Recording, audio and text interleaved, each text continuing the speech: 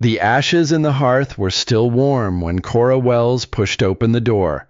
That was the first thing wrong. A house left empty for weeks shouldn't breathe heat, shouldn't smell of wood smoke and somebody's morning coffee. But this one did. 2 cups rested in the basin by the window. One of them had been used.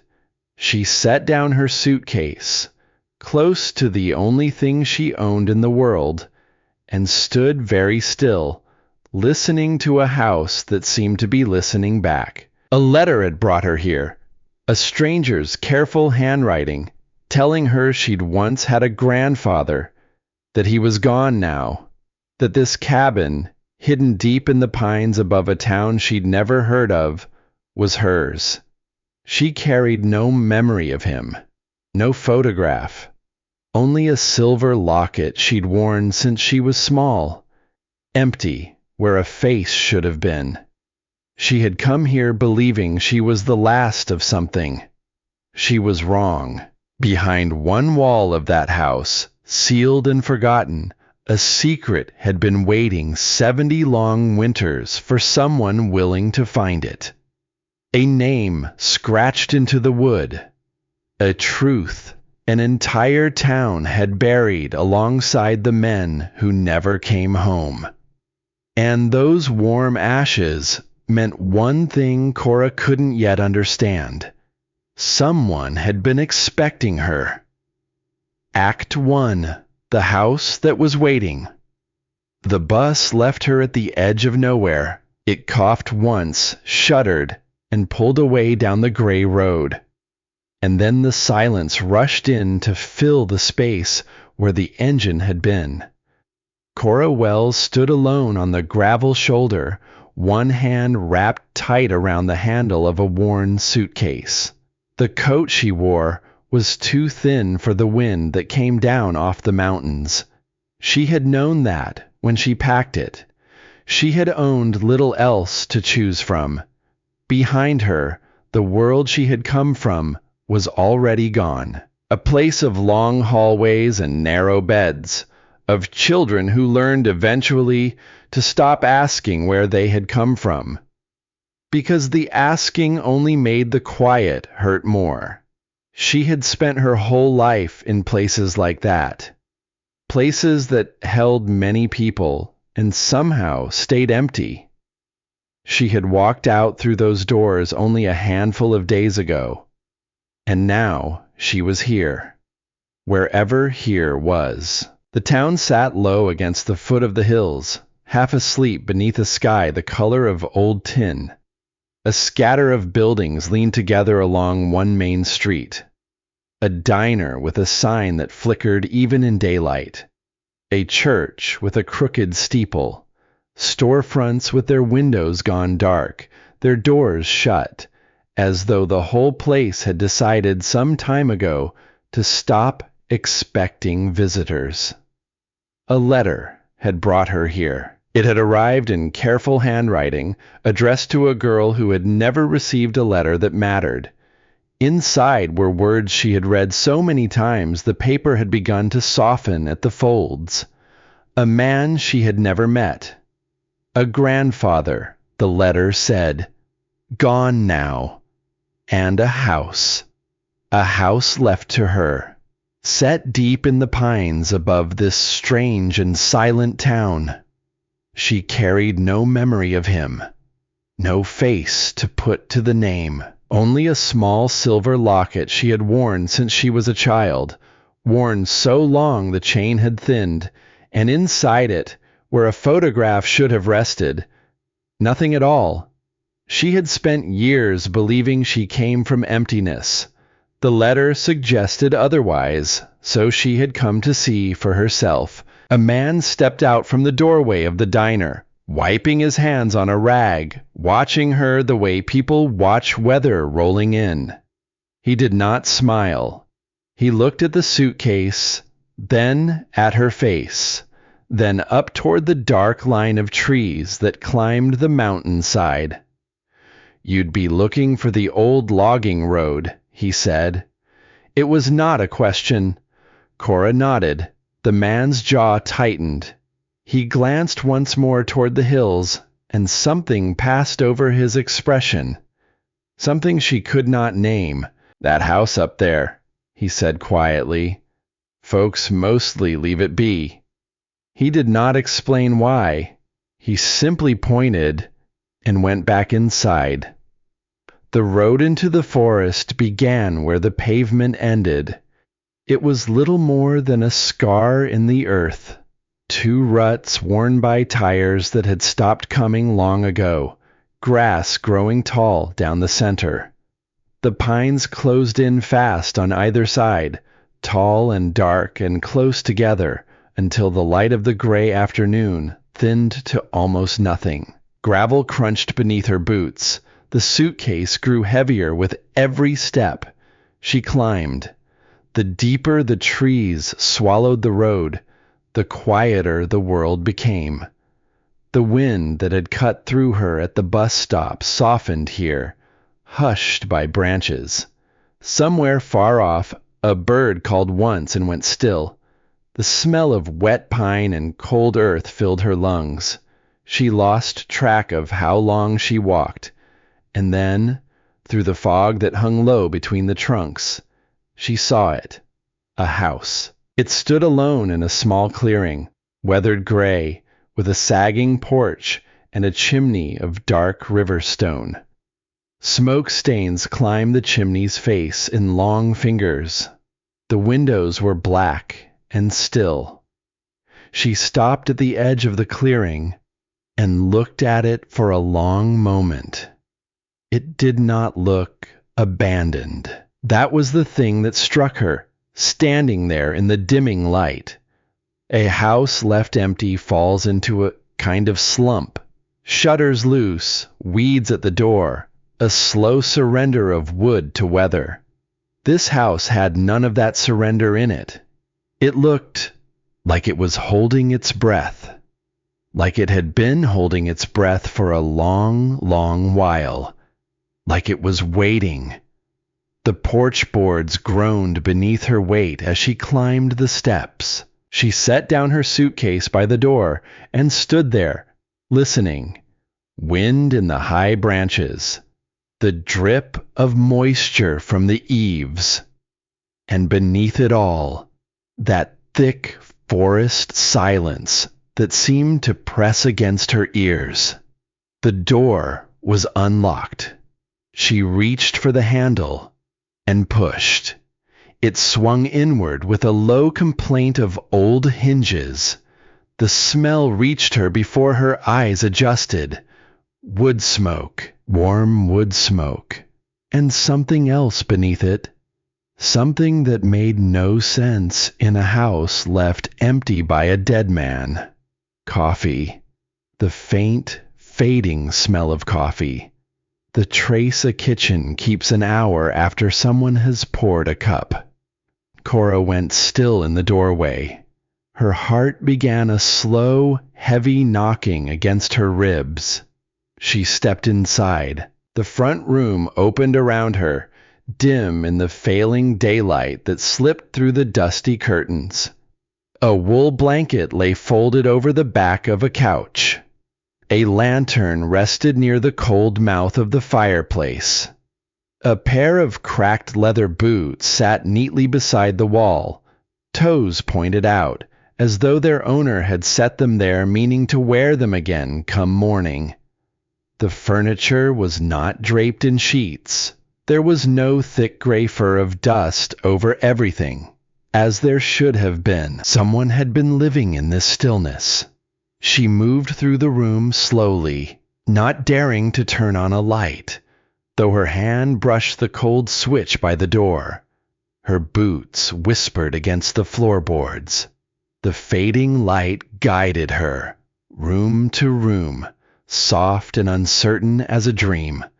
A kitchen, a basin beneath a window that looked out into the dark trees, and on the lip of that basin, 2 cups. 2. One stood clean, turned upside down to dry. The other sat upright, and when she leaned closer, she saw the faint brown ring at the bottom, the trace of something poured and drunk and set down to wait. Recent. Not the stain of years, the stain of hours. Her breath caught somewhere high in her chest. She turned slowly toward the cold hearth in the front room, and she crossed to it. She knelt before the fireplace, and she stretched out one hand above the gray bed of ashes, testing it the way a person tests a stove. The ashes were warm, faintly, softly, the last living memory of a fire, but warm. Cora pulled her hand back as though she had touched something forbidden. A house left empty does not breathe heat. It does not smell of coffee. It does not leave one cup upright by the window and warm coals beneath the chimney. Someone had been here. Someone had been here today. She rose to her feet, and for one long moment she simply stood in the center of the dim room with her arms wrapped tight around herself, listening so hard the silence seemed to hum. There was no one in the house. She felt that somehow. The rooms were hers and hers alone in that moment. But the warmth in the ashes said the rooms had not been hers for long. She thought then of the man at the diner, the way his eyes had gone to the hills. Folks mostly leave it be. She thought of the unlocked door, set deep in a forest where there could be no honest visitors. And a colder thought moved through her, slow as the fog outside the windows. What if the house had not been waiting for her at all? What if it had been waiting for someone else? She did not run. That was the thing about a girl who had grown up among strangers. She had learned somewhere along the way that fear was a thing you could hold in one hand while you kept walking with the other. Running had carried her nowhere worth going, so she made herself move. She found a box of matches on the mantel and lit the lantern, and the small flame steadied after a moment and pushed the shadows back into the corners. She lifted it.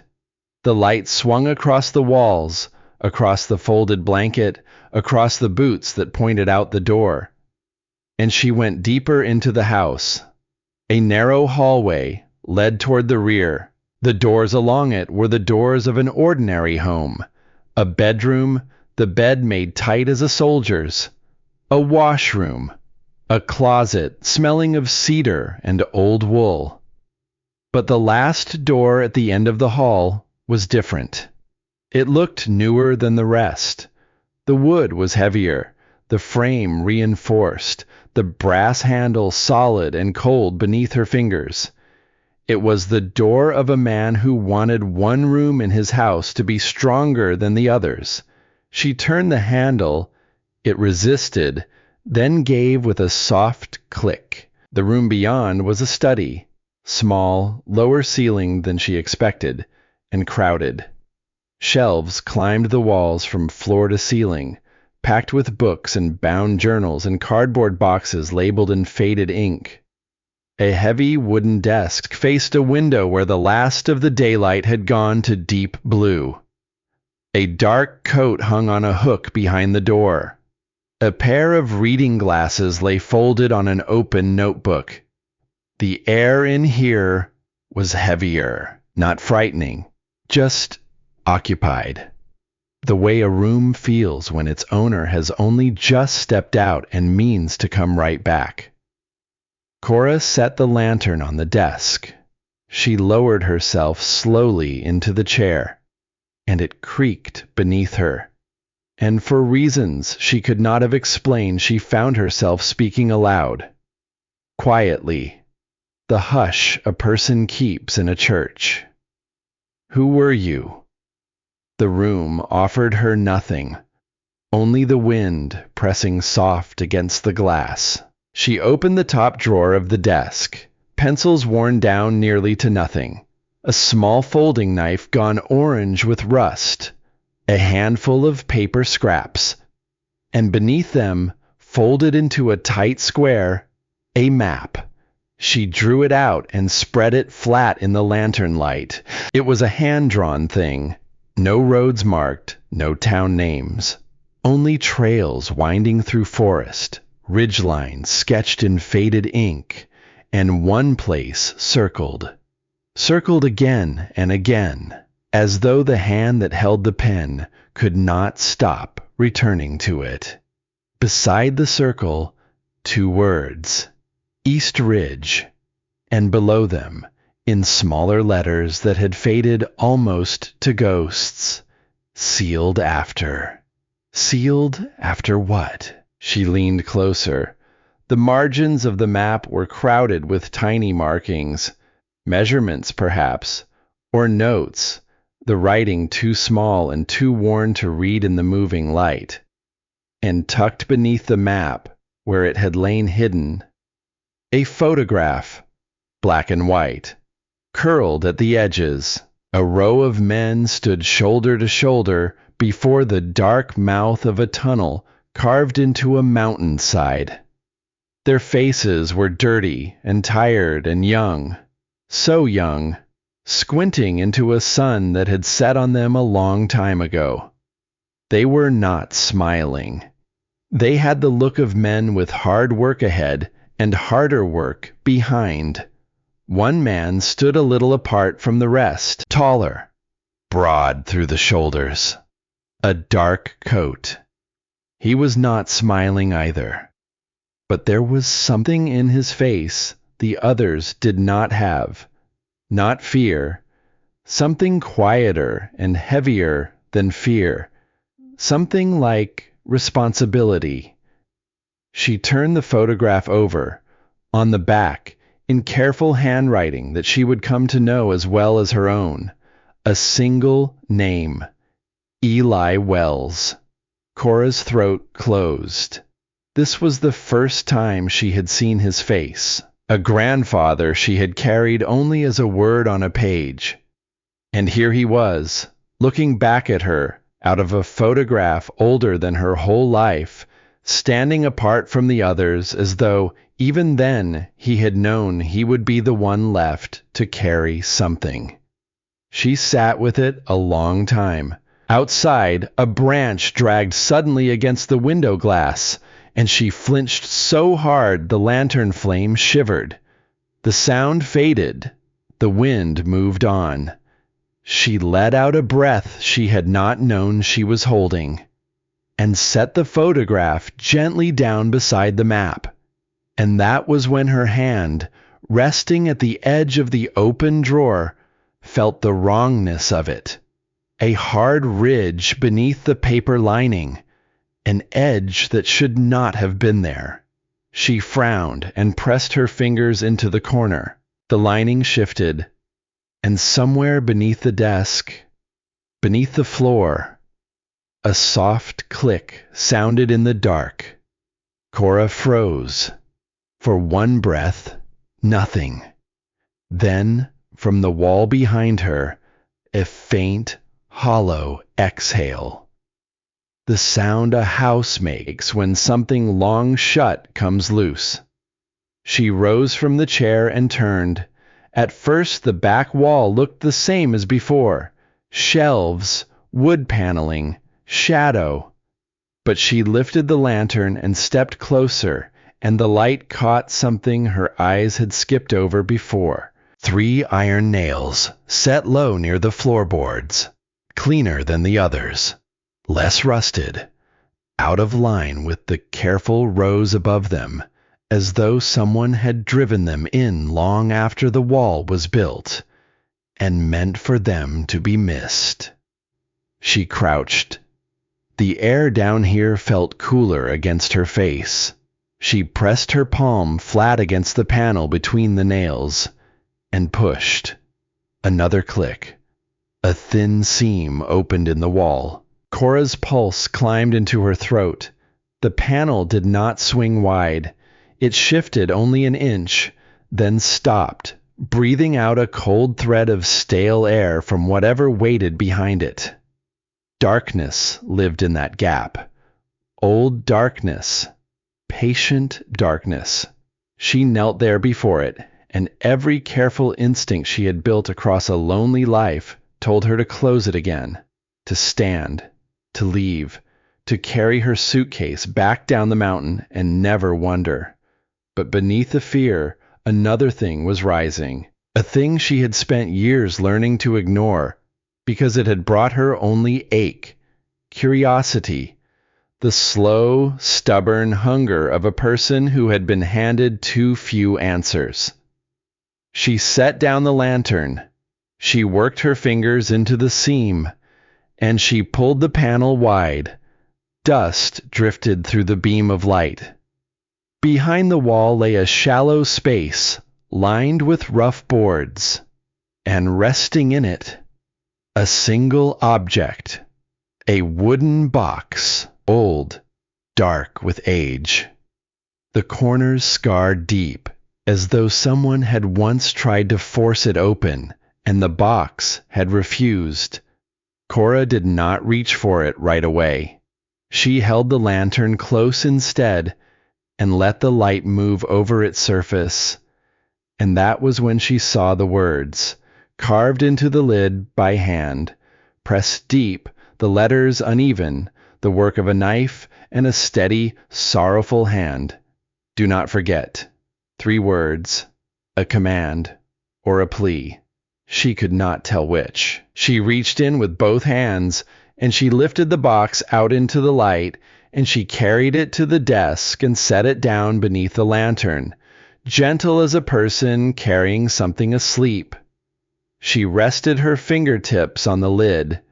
She did not lift it. Not yet. Because outside the window, the forest had gone entirely dark, and the house around her had fallen into a stillness so complete that her own heartbeat sounded loud. Do not forget. Forget what? And who, in all this empty country, had been here today to keep the fire warm, while the man who built this hiding place lay in the ground? A sound split the silence. A knock. 3 slow strikes against the front door, heavy and deliberate, traveling down the dark hallway and into the study like blows against a drum. Cora came up out of the chair so fast it scraped the floor. The lantern flame leapt and shuddered. She stood frozen, one hand pressed flat against her chest, the box forgotten on the desk behind her. No one had any reason to be at that door. No one honest. The town was a long, cold walk down through the trees, and the dark out there was complete. The knock came again. 3 more strikes. Patient, unhurried. The patience of someone who knew the door would open eventually. Cora swallowed. She lifted the lantern, and she made herself walk down the narrow hall, past the bedroom, past the cedar closet, the floorboards crying out beneath each step. The house felt enormous around her now. Every shadow had grown teeth. She reached the front door. She rested her hand on the cold latch, and she opened it, only a few inches. A man stood on the porch in the dark. He was old. That much she could see in the lantern light that spilled across his face. The years had cut deep lines into his skin, had stooped his shoulders beneath a heavy canvas coat, had grayed the stubble along his jaw. He wore a hat pulled low, beaded with the damp of the night, but his eyes, when they found hers, were not old at all. His eyes were sharp, and tired in a way that had nothing to do with sleep. For several long seconds, neither of them spoke. The wind moved through the trees behind him. Somewhere far below, the town slept on, unaware.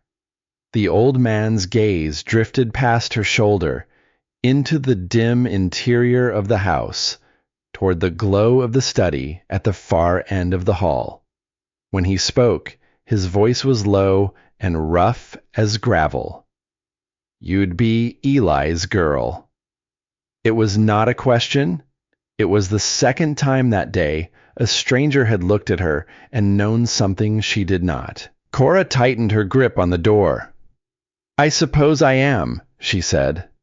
The old man nodded once, slowly, as if she had confirmed a thing he had hoped against. "Name's Walter Brennan," he said. "Walt.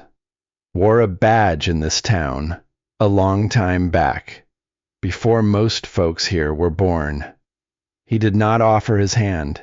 He looked at her instead, and through her, his eyes moving once more to the light at the end of the hall, and a muscle worked at his jaw. "You shouldn't be up here alone, girl," he said. Cora's chin lifted. "Why?" The old lawman was quiet for a moment. The wind picked at the brim of his hat. When he answered, he spoke like a man whose words have been sitting in him so long they have grown roots. "Because the people in this town," he said, "have spent a long, long while pretending certain things never happened." The silence after that landed heavy as stone. Cora looked at him, this stranger out of the dark who knew her grandfather's name, and something in her gave way. Not trust. Trust was a thing she had learned to spend slowly, but something close enough to let him in from the cold. She stepped back, and she opened the door wide. Walt Brennan crossed the threshold slowly, pulling the damp hat from his head, and rainwater that had gathered in its brim dripped onto the worn floorboards. His eyes moved through the front room, the boots by the wall, the folded blanket, the cold hearth, like a man taking in a place he has not stood in for years and never thought to stand in again. Then his gaze traveled down the hall, to the open study door, to the lantern light spilling out of it, and his face changed. It was not surprise. It was something worse, something closer to recognition. The look of a man who has spent decades hoping a certain door would stay shut, and has just found it standing open. "You found it," he said softly. Cora folded her arms across her chest. "Found what?" But the old man did not answer her. He walked past her, down the hall, slow and heavy, his boots loud in the quiet. He stopped in the doorway of the study and stood there, taking it in. The desk, the map, the photograph of the young men before the tunnel, the wooden box set out in the open beneath the lantern, its 3 carved words catching the light. "Do not forget." Walt Brennan looked at that box for a long, long moment, and then the overhead bulb in the hallway flickered to life. It came without warning. A low buzz, a weak and yellow glow from a fixture that had been dark since she arrived. The power returning, or being returned. The light was dim and old, but it was light, and it fell across a stretch of the study wall the lantern had left in shadow. It fell across the panel she had opened, and across the bare wood beside it. Cora's eyes followed the light, and she stopped breathing. There, carved into the wall beside the hidden compartment, cut by the same hand, the same knife, the same steady sorrow that had marked the lid of the box, was a single line she had not seen in the dimness before. 5 words, cut deep into the grain. Not all of them stayed below. Cora read it once, then again. The cold that moved through her had nothing to do with the night air. She turned to the old man in the doorway. And Walter Brennan was staring at those carved words with his hat crushed in both hands and the color draining slowly from his weathered face. He had worn a badge in this town a long time ago. He had seen things, surely. Hard things. The kind that put that tiredness behind a man's eyes. But standing there in the dim and buzzing light, looking at 5 words cut into the wall of a dead man's secret room, the old lawman looked afraid. "Mr. Brennan," Cora said quietly. Her voice did not shake. She made certain of that. What happened here?" Walt Brennan did not look away from the wall, and when at last he spoke, his answer was not an answer at all. It was the beginning of something. The first loose stone of an avalanche that had been waiting 70 long winters for someone to lean against it. "Your grandfather," he said, "spent his whole life keeping a promise to men this town would rather forget." He turned to her then, and in his sharp old eyes, beneath the fear, she saw something else. Something that looked almost like relief. "And I think," he said slowly, "he left it all to you, because he knew you'd be the one with nothing left to lose by digging it up." Outside, the wind rose through the pines. The old bulb buzzed and flickered overhead, and in the warm-ashed, coffee-scented house that had stood so long without a living voice, Cora Wells stood among the secrets of a man she had never met, and understood, for the first time, that she had not come to the end of anything. She had come to the beginning. Act 2. The Names Beneath the Dust. Walt Brennan did not stay long that night. He stood in the study a while, his hat crushed flat in both hands, his old eyes moving across the box and the carved words on the wall like a man reading the face of a grave. Whatever was written behind his silence, he kept it there. He had come to say one thing, and at last he said it, plain and low. "Lock your doors, girl. Keep that lantern burning." He paused at the threshold, half turned, the light catching the deep lines of his face. "And whatever's sleeping in that box, read it by daylight. Some things sit lighter on a person when the sun's up to share the weight." Then he set his hat back on his head and went out into the dark. Cora stood at the window and watched the shape of him cross the clearing, watched the trees take him in, watched the black close over the place where he had been. The forest gave nothing back, not a footstep, not a sound. She drew the bolt across the door, and she did not sleep that night. She sat in the front room with the lantern turned low, wrapped in the wool blanket she had taken from the back of the couch. It smelled faintly of cedar and old smoke, of a man she had never met. She pulled it tighter around her shoulders and watched the windows, and she waited for the long dark to wear itself thin. The house breathed around her. That was how it felt. The settling of old wood as the cold deepened. A soft creak from the hallway. The buzz and flicker of the bulb she had not asked to come on. And out in the trees, branches knocking together in the wind in a way she could not stop hearing as something else. Knuckles. Knuckles against a door, far away. She pushed the thought down each time it rose, and each time it rose again. A girl who had grown up among strangers had learned a certain kind of patience. The patience of someone who waits because waiting is the only thing left to do. She had outwaited loneliness before. She could outwait one night. So she sat. and she watched the black of the windows go gray.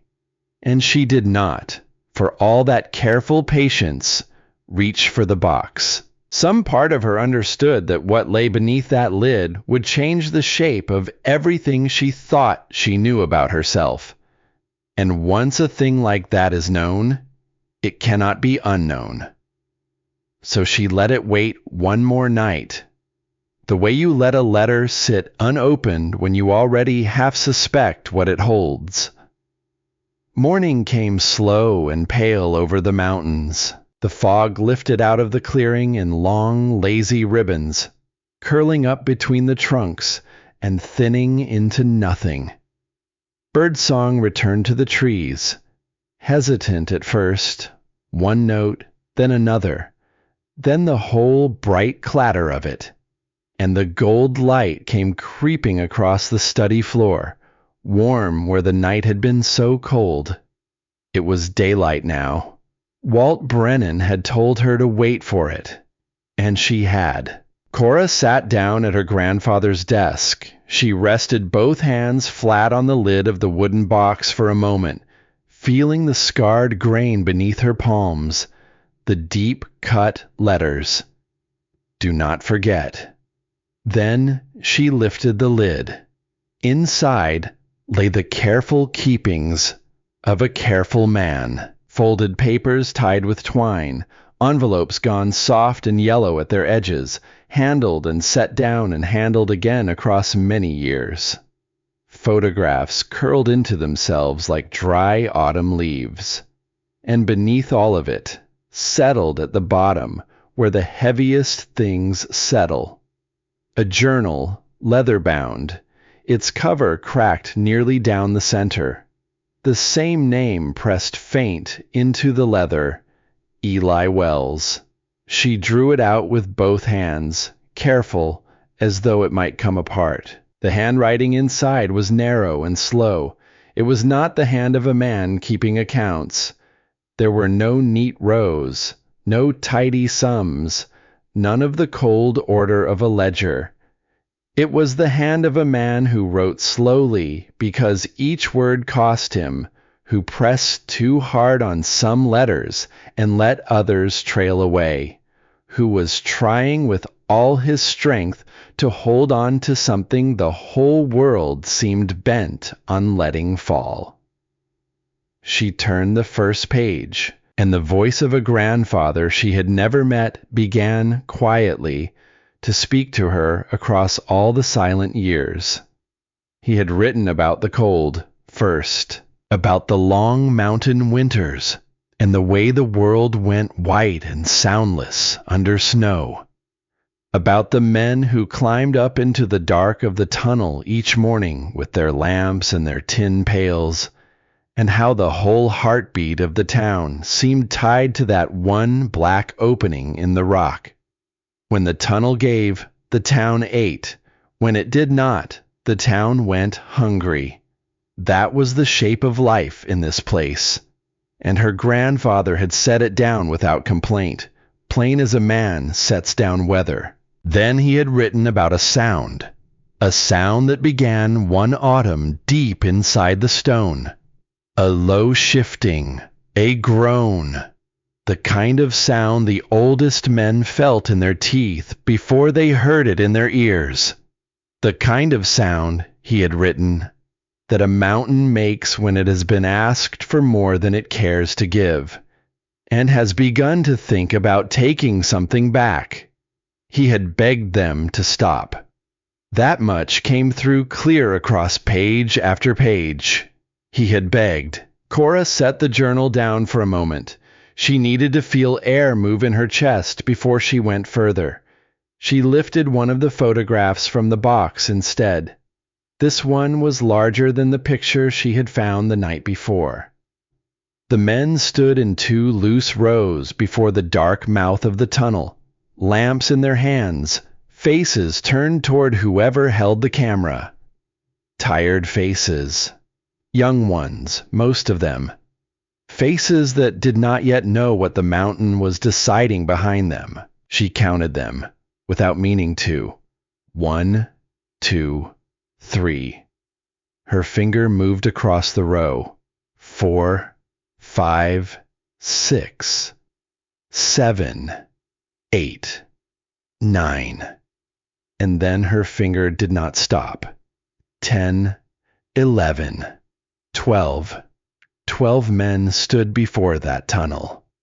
Cora lowered the photograph slowly to the desk and sat very still, because everything she had heard since stepping off that bus had circled the same quiet number. The man at the diner. The hush in the town. The few words Walt Brennan had let fall in the dark. When this place spoke of the mountain at all, it spoke of the 9. The 9 who walked into the rock and did not walk back out. 9 repeated until the number became a kind of prayer. But 12 men stood in this photograph. 12. She turned in the chair slowly, and her eyes went to the far wall of the study, to a thing she had passed over twice now without truly seeing it. A board. A long plank of dark wood hung above the bookshelves, painted by hand. A column of names ran down its face in careful white lettering. A board a man might make to keep close the people he could no longer keep any other way. A homemade thing. A loving thing. Cora rose. She lifted the lantern, though the daylight was full now, and she did not truly need it, and she carried it close to the board. She read the names down the column, one by one. There were 9 of them, painted clean and clear and white. But the wood beneath the 9th name was not clean. Below it, the surface had been worked at. 3 rough patches where the paint had been scraped away with something sharp, leaving the bare grain showing through, paler than the rest. And when she leaned in close, when she tilted the lantern so the light raked sideways across the wood, she could see them, the ghosts of 3 more names, pressed faint into the grain by a pen that had once written hard, then scraped over. Then she could see it now, in the play of the light. Written again, fainter, in pencil, by a hand that could not bear the empty space. Scraped and remarked and scraped and remarked. A quiet war fought on one plank of wood by a single man, over and over, across more years than she could guess. Someone had wanted 3 of those men erased, and her grandfather had spent his life refusing to let them go. Cora's breath went thin in her chest. She did not understand the whole of it. Not yet. But she understood enough to feel the floor tilt beneath her. She went back to the desk. She sat. She opened the journal again. And now she read it slowly, with the whole heart, a little afraid of every line still to come. The way you read a letter from someone you have lost. He had written about a man who held the mountain, not by name, or perhaps there had been a name once, on the pages now torn away, leaving only ragged stubs along the binding, as though even her grandfather, even alone up here, had not dared keep that name where it might be found. But the shape of the man came through clearly, all the same. A man of money. A man who owned the tunnel and the lamps and the wages a town lived on. A man who looked at the tired stone of the mountain and saw nothing in it but what more could still be torn loose. The older men had felt the mountain shifting. Her grandfather had carried their fear down to the man who held the mountain, had stood in front of him, hat in hand, and told him what the stone was saying. And the man who held the mountain had told him the shifting was nothing. That fear did not fill a pail. That a frightened man dug less ore. That the work would go on, as it had always gone on. The work will go on. Those 4 words sat alone on one page, underlined twice, pressed so hard the pen had nearly torn through to the page beneath. Cora read them 3 times. The mountain had not fallen on its own. That was the thing the journal told her, in its slow and sorrowful hand, across page after page. The stone had not simply chosen one day to come down. It had been asked for too much, for too long, by a man who would not hear the men who knew its moods. And in the end, it had answered the only way a worn-out thing can answer when there is nothing left to give. It had come down. Cora pressed her fingers to her mouth. The room had gone very quiet around her. Even the birds outside seemed to have hushed.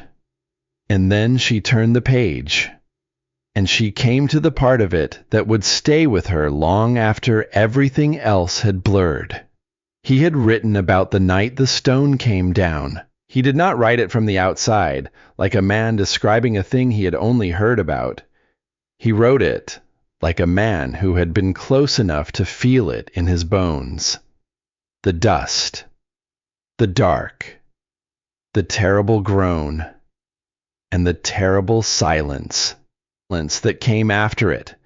The men who staggered out coughing, gray to the eyes with rock dust, and the men who did not stagger out at all. He had written that 9 were counted, there in the chaos of lamps and shouting, and that the town had begun, almost at once, to learn the number 9. But there had been more than 9. 3 of the men had been on the far side of the fall, sealed in, closed off behind a wall of broken mountain, in the dark, in the deep. And here, her grandfather's hand had pressed slow and heavy on the page. Every word weighed before it was set down. They had not died in the falling. They had lived for 2 days. 2 days. A sound had come up through the rock, faint, but steady. The sound of knocking, of men on the far side of the stone striking it, again and again, calling through the dark to a world above that could surely hear them, telling that world that they were down there, that they were waiting, that they meant to come home. 2 days of knocking, and the men who had wanted to dig had been held back. The man who held the mountain had said the rock was too unsteady to open, that to dig again would risk still more lives, that the kindest thing, the safest thing, the only sensible thing left to do, was to seal it. And before the 3rd dawn, the tunnel had been sealed, stone and timber set across the dark. The knocking had gone on a while behind that new wall, and then her grandfather had written, it had not. Cora closed the journal. She closed it gently. She set both hands flat on the cracked leather cover, and she sat in her grandfather's chair, and for a long time she did not move at all. She had grown up believing she understood what it meant to be left behind. A door that closes, a room that empties out, the slow, cold learning that no one is coming back for you. She had thought she knew the whole weight of that word, abandoned. She had carried it most of her life, stitched into the collar of every borrowed coat. But this was something else. This was being left behind while still alive, still warm, still knocking, still believing, on the far side of the dark, that the people above had not yet given up. Her grandfather had stood in this place while it happened. He had heard the knocking, or heard tell of it, and he had begged them to dig, and he had been held back.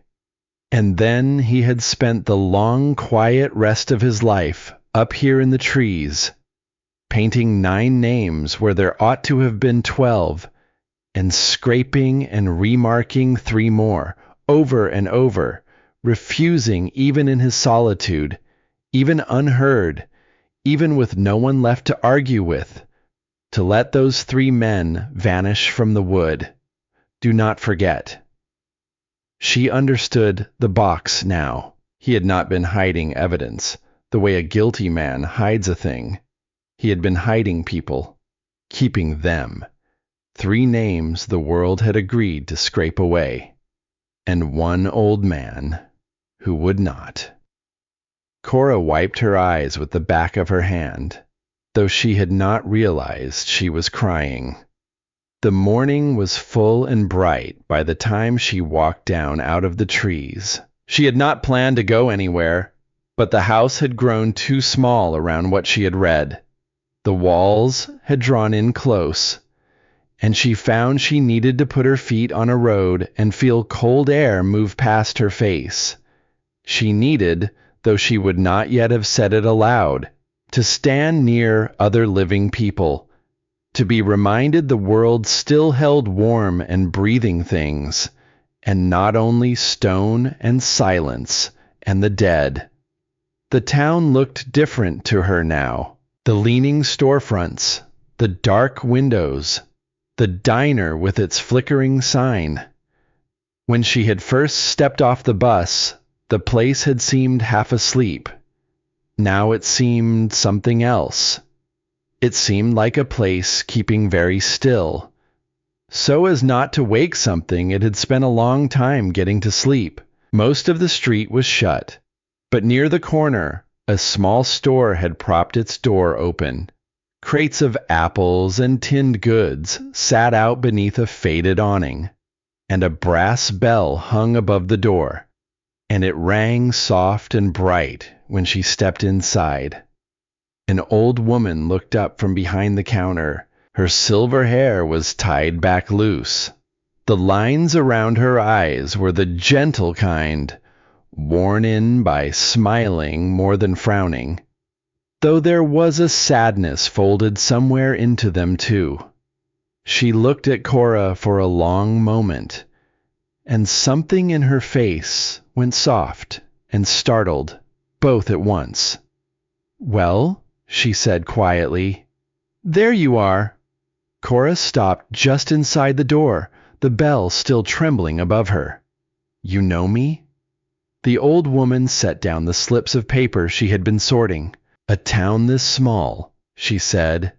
"Everybody knows the day someone finally goes back up to that house." She came around the counter slowly, her steps careful, her eyes never leaving Cora's face. "And you've got her face. Heaven help me. You've got her face exactly." Cora's heart gave a hard, strange turn in her chest. Whose face? But the old woman only shook her head, gently, holding back an answer she knew was too heavy to hand over all at once. She held out one hand, worn smooth with years of small kindnesses. "Ruth," she said. "Ruth Calloway. I've kept this little store longer than I care to count." Cora took the hand. It was warm and steady, and it held hers a beat longer than a stranger's hand ought to, long enough to mean something neither of them spoke aloud. They talked a while, there among the crates and the quiet hum of the old refrigerator in the back. Ruth Calloway did not tell her everything. That was plain. The old woman spoke as the whole town seemed to speak, in spaces, in the things she set down carefully between her words, in glances toward the window and the dark hills beyond it. But she gave Cora pieces, small ones, a sentence here, a half-remembered name there, the shape of a thing, if not the whole of it. She spoke of Eli Wells as a man who had kept to himself, up in the trees, for more years than most folks could remember. She spoke of a time long gone when the whole life of the town had hung on that black opening in the mountainside.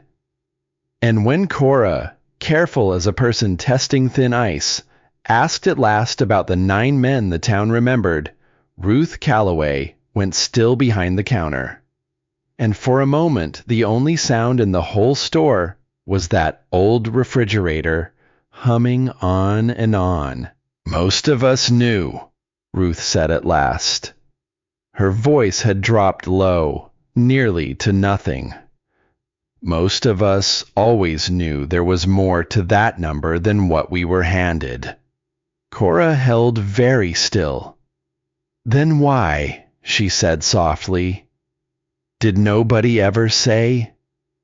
The old woman looked at her with those gentle, sorrowful eyes, and she was quiet a moment longer, as though deciding how much truth a person could be given on her first day of asking. In a town this small, child, she said, silence is how folks learn to stay. You speak too loud about the wrong thing, and the ground stops feeling so steady underneath you.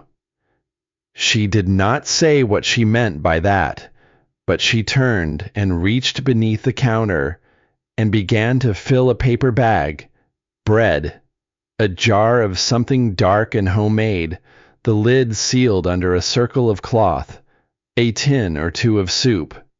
She pressed the bag into Cora's hands before Cora could find a single word to put against it. I didn't come to... I know you didn't. Ruth folded Cora's fingers around the top of the bag, holding them there a moment with both of her own warm hands. He came in every week, your grandfather. Bought near the same few things every time. A house up in those trees shouldn't go empty all at once. It's too sudden a thing for a house to bear. For a person, too. And it was the kindness that undid her. Cora had braced herself all her life against the hard things. She had armor enough for those. For cold rooms. For closed doors. For the long learning that no one was coming.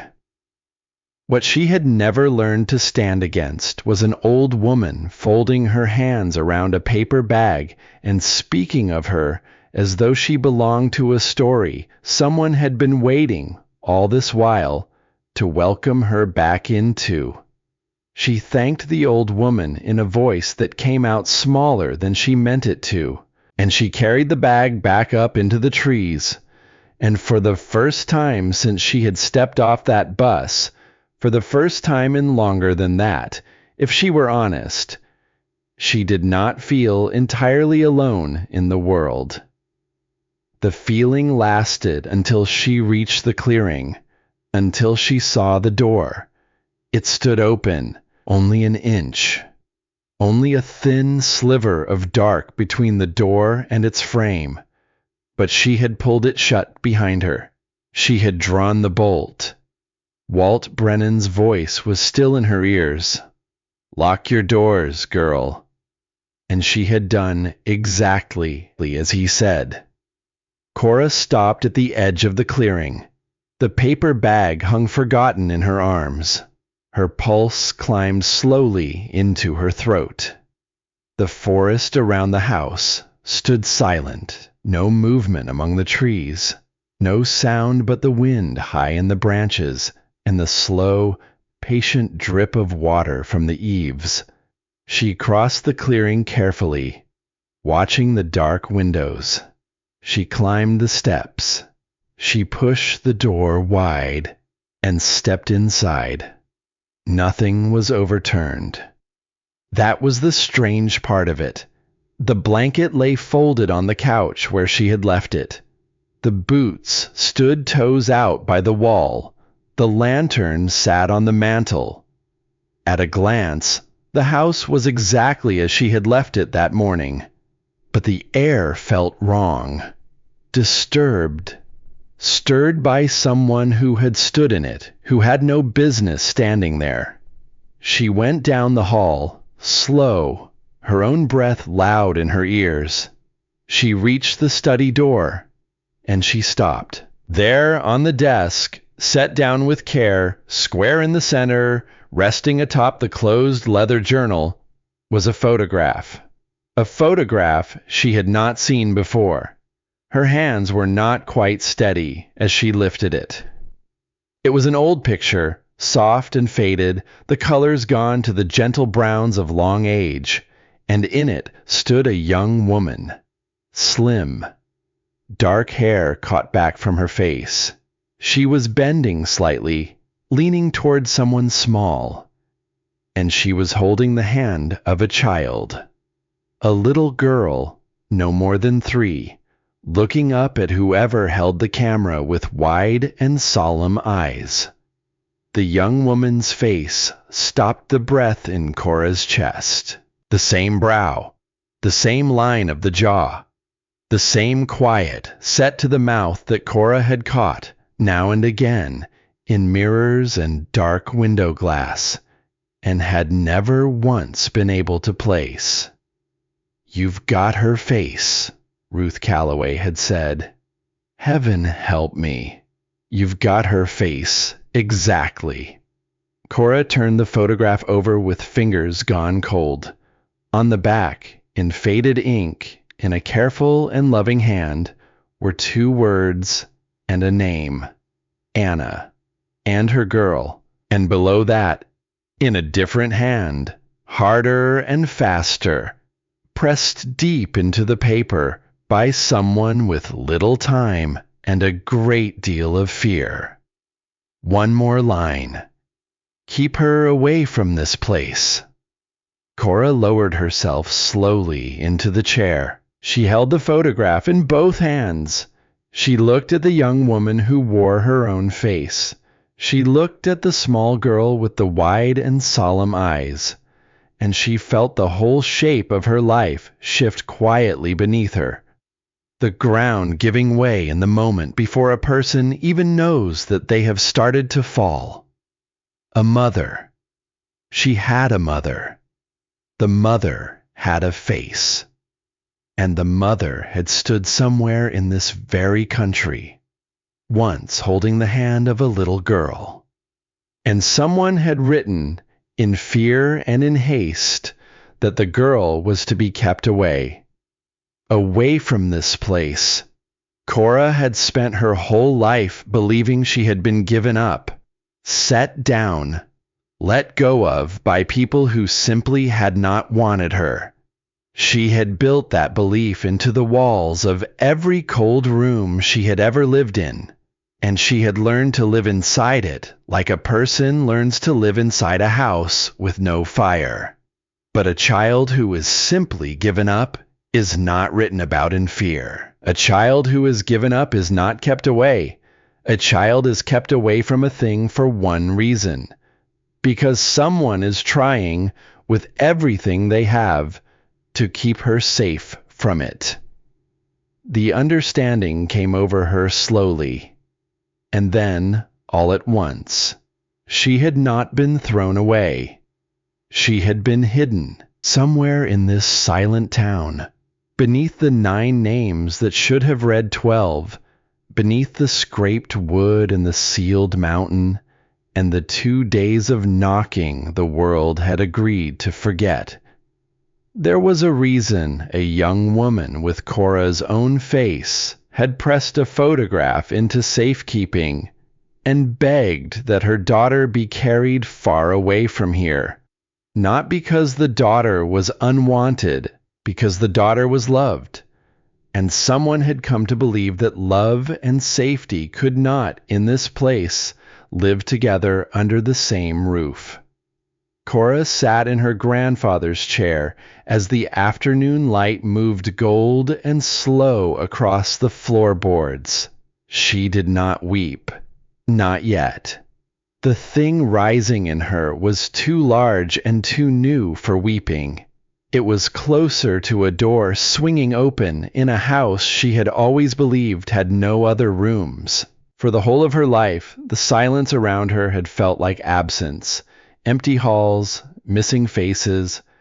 questions no one ever bothered to answer. She had believed deep down where a person keeps the things they do not say, that she had come from nothing at all. But the silence in this house was not empty. It was full. It was crowded to the rafters. It was packed with people who had loved one another and lost one another, and gone to terrible lengths to carry one small girl out of the dark and into the light, where she might grow up never knowing what it had cost to send her there. And someone, today, had walked into the house she had locked behind her, and left her the one photograph in all the world that could begin to tell her so. Cora looked toward the window, toward the dark waiting line of the trees. Someone was watching over this house. Someone who knew her grandfather's secrets. Someone who kept the fire warm and the door unlocked, and who had chosen, now today, after all these silent years, to set a mother's face down gently where a lonely girl would be certain to find it. She did not yet know whether to be afraid, but sitting there in the fading gold light, with her mother's face held in both hands, and 70 long winters of silence beginning, at last, to speak. Cora Wells understood something that loosened a knot she had carried so long she had stopped feeling it as pain. She had not come to this place to learn that she was alone. She had come, after all this time, to learn that she never truly had been. Act 3. The Man Who Came to Buy the Silence. The black car did not belong on that mountain road. Cora heard it long before she saw it. A low, smooth engine, climbing the old logging track. A sound the forest had not made room for in years, and did not seem to want now. She was on the porch with a cup of Ruth Calloway's tea going cold in her hands when the car came up out of the trees, polished, dark, picking its way over the ruts as though the ruts themselves were an insult it had agreed, just this once, to forgive. It stopped at the edge of the clearing, and a man got out. He was not old, and he was not young. He wore a long coat of fine gray wool and gloves and shoes that had no business anywhere near mud. For a moment, he simply stood beside the car, one hand resting on the open door, taking in the house, the sagging porch, the dark windows, the smoke stains climbing the chimney of Riverstone. He looked it over like a man appraising a thing he has already decided belongs to him. Then he smiled, and he crossed the clearing, and he came up the steps with one gloved hand held out before him. "Miss Wells," he said, warm, easy, as though the two of them were old friends meeting again after too long apart. "Forgive the intrusion. The name is Von Drake." Cora did not take the hand. She had spent her whole life among strangers, and somewhere in all those years she had learned to read a face before she ever read the words coming out of it. And there was something in this man's face that did not match the warmth in his voice. Something behind the eyes that stayed cold and still and watchful, even as the mouth went on smiling. He let the hand fall, gracefully, as though he had expected nothing more from her. "You'll have heard the name, I expect," he said. "My family goes back a long way in this part of the country. Further than the town itself, some would tell you." His gaze drifted past her shoulder into the dim of the house. "Further, certainly, than this old house." "I haven't heard it," Cora said.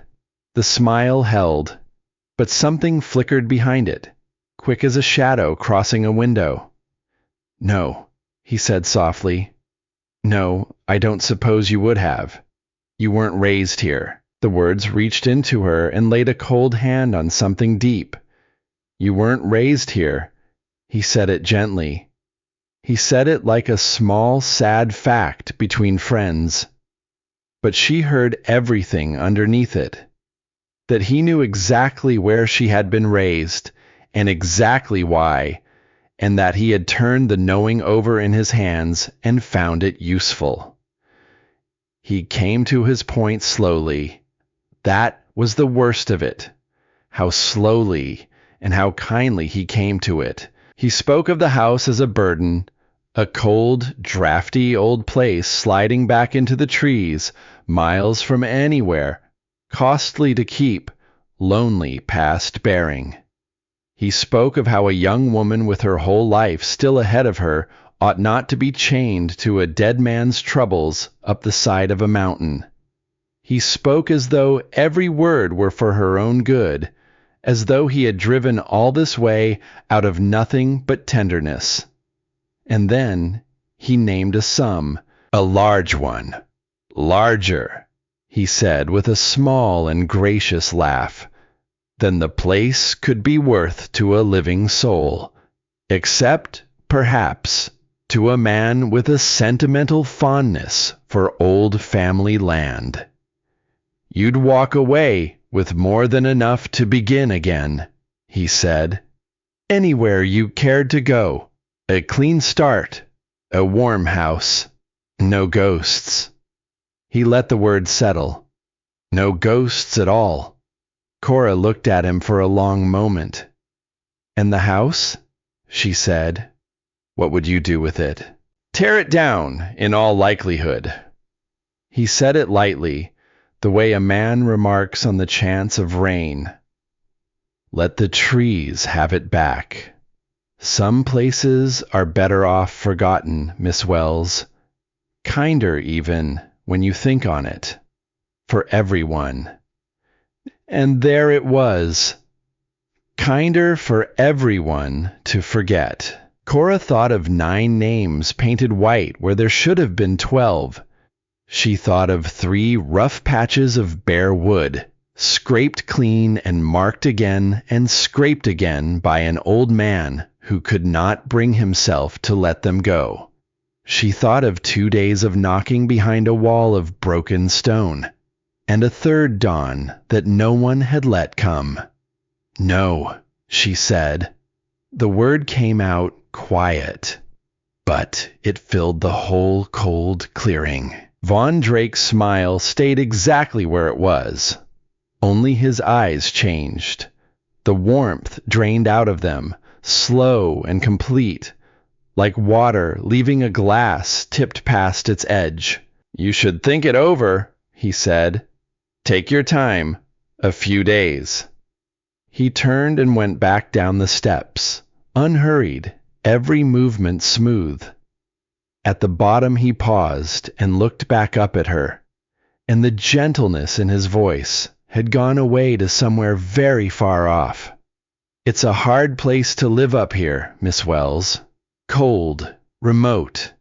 Things go wrong in a house like this, all on their own. Wood rots. Pipes freeze in the dark months. He held her eyes. Fires start. He let that hang in the air between them. A young woman, all the way up here, alone, he said. No one near enough to hear, if something were to happen. Then he got into the black car, and it carried him back down into the trees, smooth and quiet, and the forest closed over the sound of it the way water closes over a dropped stone. Cora stood on the porch a long time after he had gone, and she understood, standing there in the failing light, that the silence of this town was not an accident. It was not the simple forgetting of old and weary people. It had a keeper, a living one in a fine gray coat, and she had just looked him in the eye and told him no. The trouble began small. That was how she came to understand the way a thing like this works in the days that followed. It did not come at her all at once, head on, where she could face it.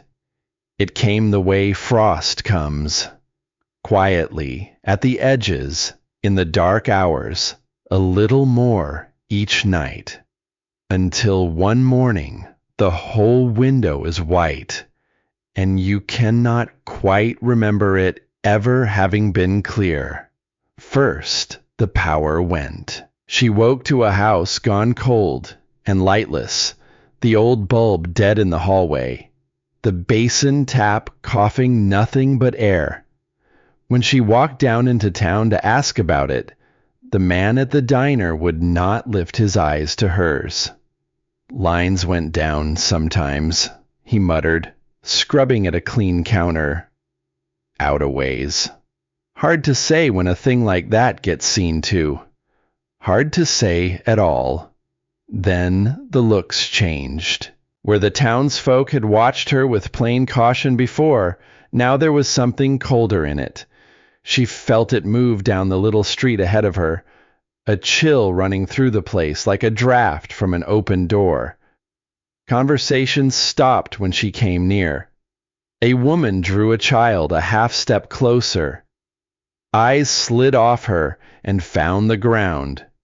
It was Ruth Calloway, who told her the why of it. The old woman caught her by the wrist the moment the brass bell rang above the door and drew her back behind the counter, out of sight of the window, and spoke low and fast, afraid of being overheard, even in an empty room. There's talk, child, about your grandfather. Ugly talk. Ruth's grip was tight. That he was a bitter old man who lost his wits up in those trees.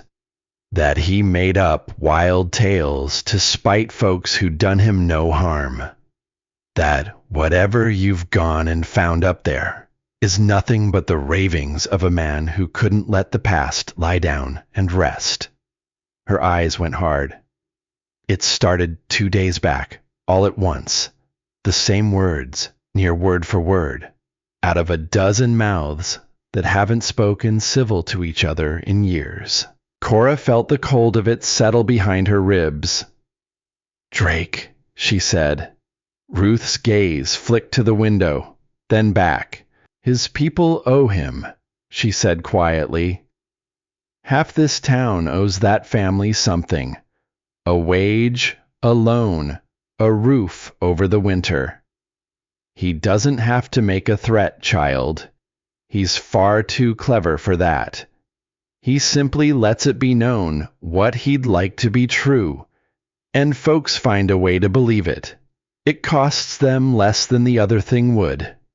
She pressed something into Cora's hand, bread again, and a small jar sealed under cloth, and her voice dropped lower still.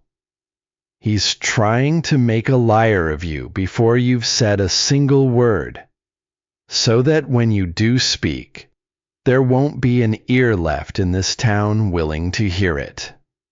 Cora closed her fingers around the cool weight of the jar. Then I'll have to give them something they can't unhear, she said. Ruth Calloway looked at her for a long, long moment, and in the old woman's face something moved. Fear, yes, deep and practiced, but under it, faint as a single coal still living beneath a bed of ash, hope. You sound like him, Ruth said softly. You sound just like Eli. Heaven help us both. Cora walked back up the mountain that evening with the cold deepening around her and the light going out of the sky, and with a decision settling, clear and hard and final, in her chest.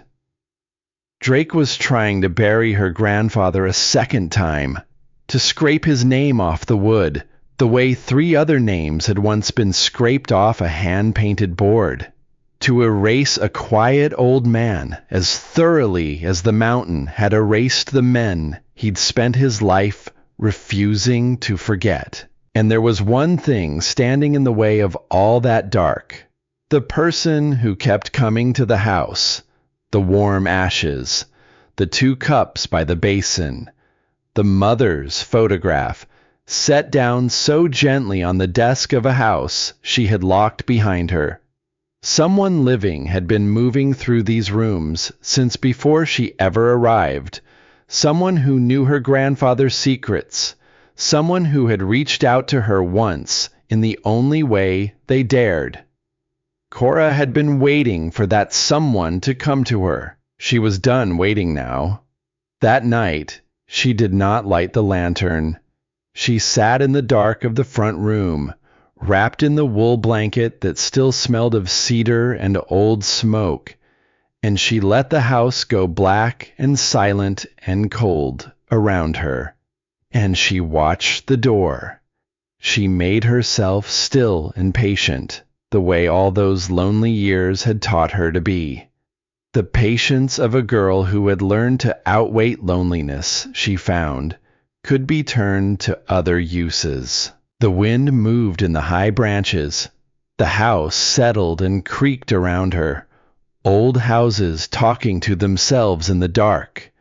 And somewhere past the middle of the night, when the black was deepest and even the wind had hushed, she heard it.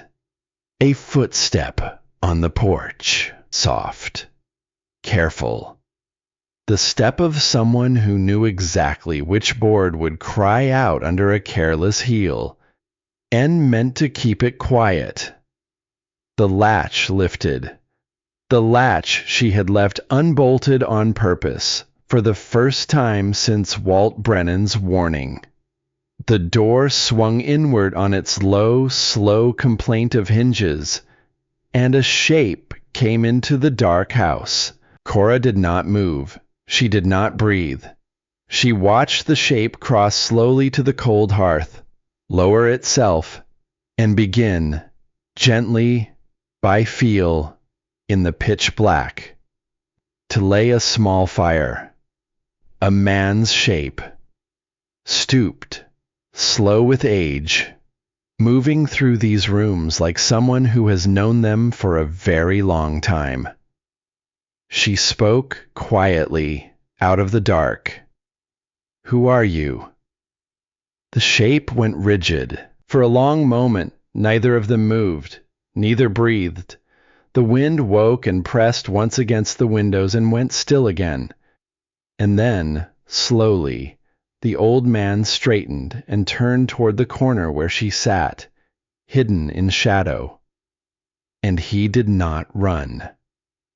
"You'd be Anna's girl," he said. His voice was rough and quiet, worn down almost to nothing. The voice of a man who had not had much use for speaking in a very long while. Cora rose to her feet. Her heart was going hard against her ribs. "You've been coming here," she said, "keeping the fire warm. You're the one who left the photograph." "I am." A pause, long and heavy. "Light the lantern, child. An old man shouldn't have to say this kind of thing in the dark." She struck a match. She lit it. The flame caught and wavered and steadied and pushed the shadows back into the corners of the room, and showed her his face for the first time. He was old, far older than Walt Brennan, thin as a branch in winter, stooped, his hands trembling faintly at his sides. His skin had the pale, papery look of a man who had spent long years out of the reach of the sun. And his eyes, in the lantern light, were deep-set and tired beyond any telling. But they were kind. That was the first thing she saw in them under all that weariness. They were kind. "My name is Silas," he said, and then he said the thing that turned the whole world over beneath her. "I was one of the 3. Cora stood very still. "3," she said. The word would not hold steady in her mouth. The three who were on the far side, behind the fall. That's right. The old man lowered himself slowly into the chair beside the cold hearth, as though the mere speaking of it had drained the last strength from his legs. 3 of us, sealed in the dark when the mountain came down. We knocked, child, Lord above, but we knocked. Near 2 days of it, knowing they could hear us, knowing with everything in us that they had to be digging. He looked into the dead gray ashes. They were not digging. Cora's breath had gone thin and shallow. But you... She could not find the shape of the question. How? There was another way out. His voice was barely above the wind in the eaves.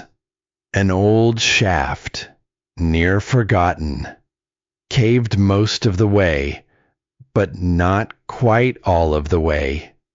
The other 2... He stopped. His jaw worked. The other 2 didn't believe it would go through. They were hurt, both of them, and afraid, and they made the choice to wait for the rescue we all swore was coming. A long, terrible silence. I crawled, 2 days in the black, flat on my belly, through stone that did not want to let a living man pass through it. And when I came out the far side of that mountain, on the wrong side from the town, he looked up at her, his old eyes brimming. The whole world already believed I was dead.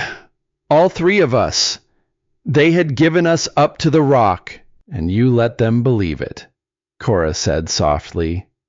Your grandfather made me. The lantern flame trembled between them. Eli found me, Silas said, half dead at the foot of the mountain, where no one ever thought to look. He carried me up here, to this house, in the dead of night. And when I was strong enough to sit up and speak again, the first thing I wanted in this world was to walk straight down into that town and tell them. Tell them 3 men had been left alive behind that wall. Tell them whose hand it was that sealed the tunnel before the 3rd dawn could come. He shook his head slowly, heavily. And Eli stopped me. Why? Because the man who sealed that mountain, Silas said, was the most powerful man for 100 miles in any direction you cared to point. And a dead man, come walking back into town with a truth like that in his mouth. That is not a witness, child. In a place like this, that is a loose end. His pale eyes held hers without wavering. Eli told me the truth of it, plain as he knew how. If I walked down that hill, I would not live to see the week out. And neither, like as not, would any soul who'd been fool enough to believe me. The room was utterly silent. So he hid you, Cora said. All these years. The old man's voice cracked on the words. He fed me. He kept my secret close as his own heartbeat. And he fought the only way a man can fight a thing that big and that quiet. He wrote it down. He painted the names on the board. He kept the box hidden in the wall. And he waited. He waited for a day when the truth might at last be safe to speak aloud. He drew a long, unsteady breath. He used to say it would take someone with nothing left to lose, someone the powerful couldn't reach with a threat, because there'd be nothing left in their hands to take away. He looked at her, and the tears spilled over at last and ran down into the deep lines of his face. He used to say it might have to be her girl, Anna's girl, if ever she found her way back home. Cora's own eyes were stinging now. My mother, she whispered. What happened to my mother? Silas was quiet for a long, hard moment, gathering himself. She found out, he said at last. All of it. The same things you've found. She was young, and she was braver than was safe, and she could not learn to live inside the silence the way the rest of us did. She meant to tell it. The whole of it. He swallowed. Eli was frightened half to death for her, so he helped her get away, got her far from these trees, with you held close in her arms, somewhere the family's reach could never follow. Keep her away from this place. That's the line your grandmother wrote on the back of that photograph before she passed on. And your mother kept that promise as long as breath was in her. His voice fell to almost nothing. She was on her way back, child. Years on. Older. Harder to frighten. Ready, at last, to finish what she'd started. He looked at her. She never reached these trees again. The fire he had not finished laying gave no warmth. Cora wrapped her arms around herself, and she felt the cold of all those buried years press in against the walls of the little house. She had not been thrown away. She had been carried up and out of the dark by people who loved her. At a cost, she was only now, in this lantern-lit room, beginning to learn how to count. "Why now?" she said at last. "Why leave me the photograph now? You could have stayed hidden. You could have let me sell the house and go and never know any of it." The old man's face hardened into something that was almost resolve. "Because the danger isn't 70 years old, child," he said. "It's standing in your clearing in a fine gray coat." Cora went cold all the way through. Drake, his blood. Silas nodded slowly. He knows there were 12. He's always known. He knows what's kept in that box. His hands had begun to shake in earnest now. And there's a thing he's come to learn these last weeks. A thing no living soul was ever meant to know. He looked at her, and the fear in his face was old and bone-deep and terrible. He's learned that one of the 3 never stayed in the mountain. He's learned that I am still drawing breath. His voice dropped to a whisper. A loose end, child. After all these years. And Von Drake is not a man who can abide a loose end left lying about in the world. "What is he going to do?" Silas turned his head toward the dark window, toward the black wall of the trees beyond it. "What his blood has always done," he said. "He'll make it all disappear.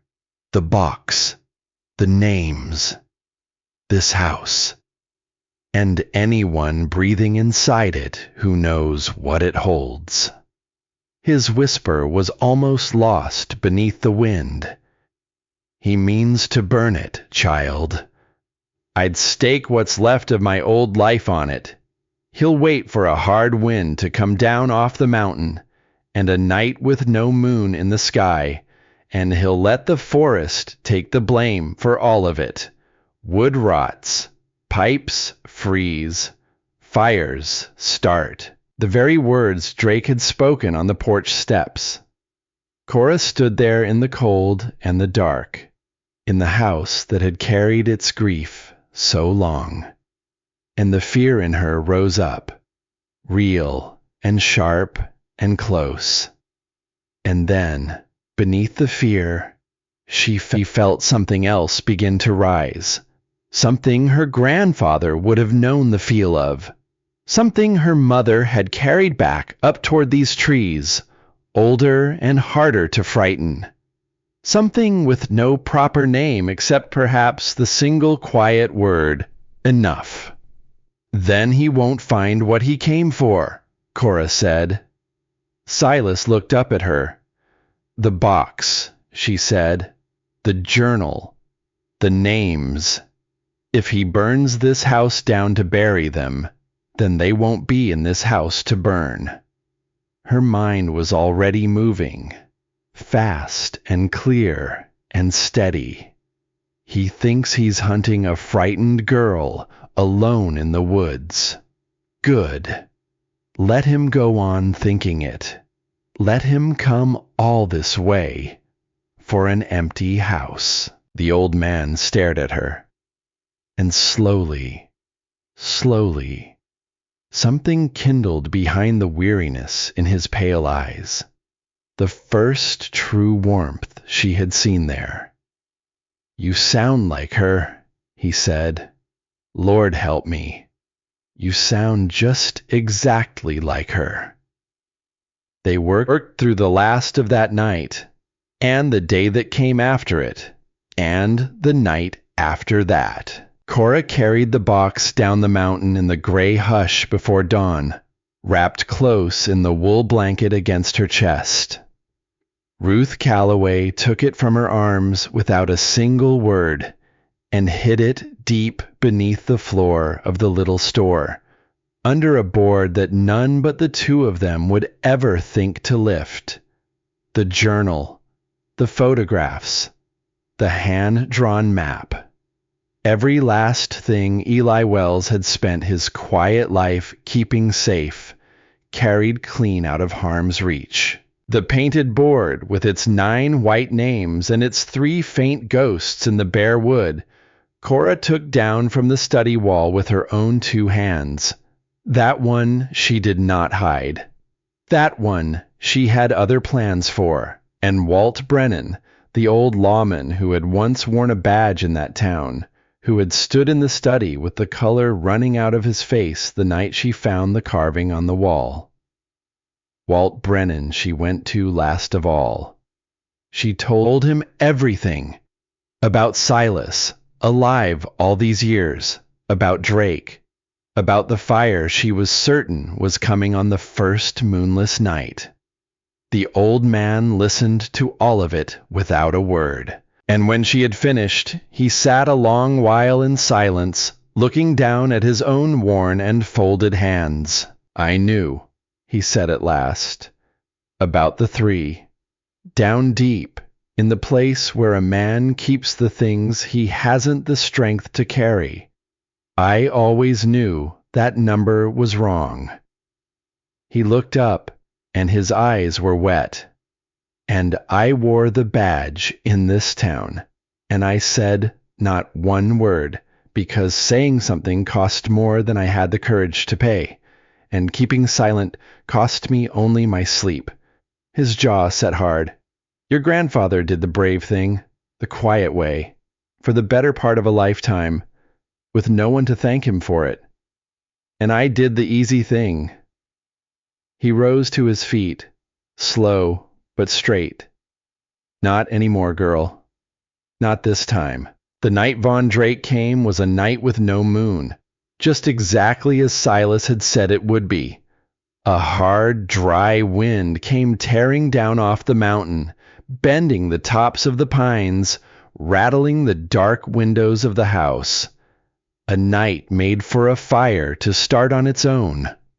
A night made for a forest to swallow the blame. The house stood dark and empty in the clearing, empty of the box, empty of the journal, empty of every secret it had held for so long, empty of everything now.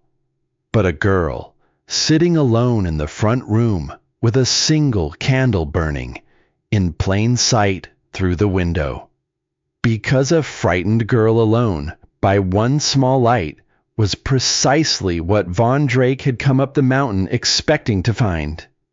Cora saw the lights come up the road, not the smooth black car this time, on foot, low and careful, and more than one of them.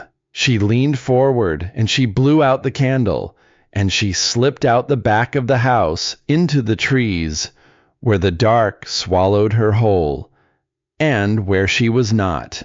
This night, alone, Silas waited there in the black, thin as a winter branch, his old eyes sharp and bright.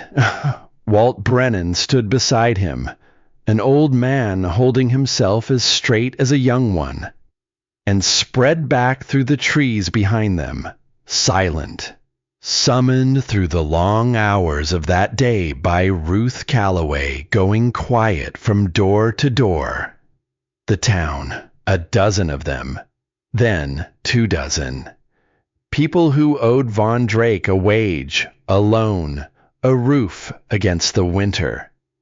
People who had spent the whole of their lives looking the other way. They had come, this night, to look. The dark figures reached the porch, a can sloshed heavy in someone's hand. The sharp and ugly smell of it carried to Cora on the wind, and she watched one shape move along the base of the house, splashing the old dry wood, and she watched another figure stand back at the edge of the clearing in a long gray coat, hands tucked calmly in its pockets. Calm as a man watching a thing he has already decided he owns. A match flared in the dark, and in the very same moment, Walt Brennan's voice rang out across the clearing, the voice of a lawman, rusty with all its years of disuse, but iron underneath all the same. "Hold it right there." The match froze in the air, and then the whole tree line came alive. Lanterns, a dozen, 24, blooming into light all at once among the trunks, ringing the clearing round in a circle of fire. The town, stepping forward out of the dark. The figures at the house spun where they stood, caught full in the light. The can still dripping in one man's hand, the lit match burning down slow toward another man's fingers. And in the center of that ring of lantern light stood Von Drake. For one moment, only one, the calm slipped clean off his face, and Cora saw the thing that lived beneath it. Not power, not the cold certainty of a man who owned a whole town's silence. Fear, the naked, childish fear of a man who has spent his entire life certain that no one would ever be watching him, and has just looked up to find the eyes of the whole world fixed upon him at once. Cora stepped out of the trees. She walked into the ring of light, past Silas, past Walt, until she stood facing Von Drake across the dry and waiting wood. The hard wind pulled at her thin coat. Her heart was going like a hammer, but her voice, when she found it, came out steady, and it carried clean across the clearing. "You came all this way to burn an empty house, Mr. Drake," she said. His eyes darted to the dripping can, to the ring of watching faces, to the old man standing thin and unmistakable at the very edge of the firelight, to Silas, to the loose end, alive, standing upright in the open, in front of every soul in town. Drake's mouth opened. Nothing came out of it. "Everything you came up here to bury," Cora said, "is already somewhere safe and far from your reach. The names, the truth, every last page of it." She turned her head slowly and looked around the whole ring of lantern light, at the faces of a town that had looked away for the better part of a lifetime, and was, at last, on this moonless night, looking straight at the thing it had refused so long to see. And it isn't only an old man in the trees who knows it now. It's every one of them.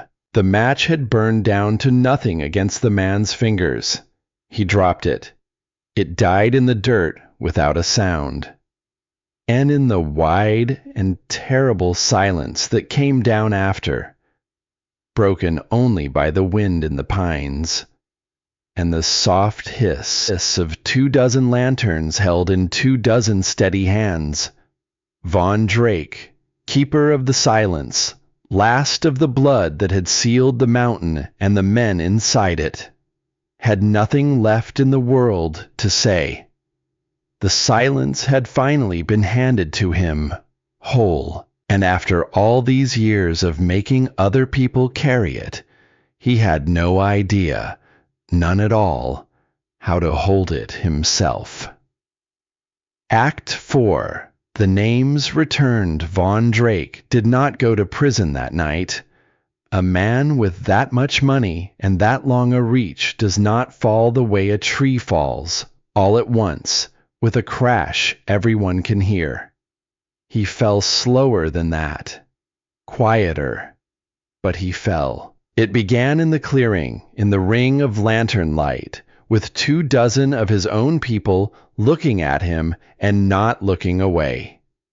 It began with the can of fuel dripping at his feet, and the burnt match dead in the dirt, and a thin old man standing in the open who was supposed to have died a lifetime ago. There is a kind of power that lives only in the dark. It needs the dark the way a fire needs air. And when the lanterns came up all around that clearing, something went out of Von Drake that he could not get back. He left the mountain that night without a word.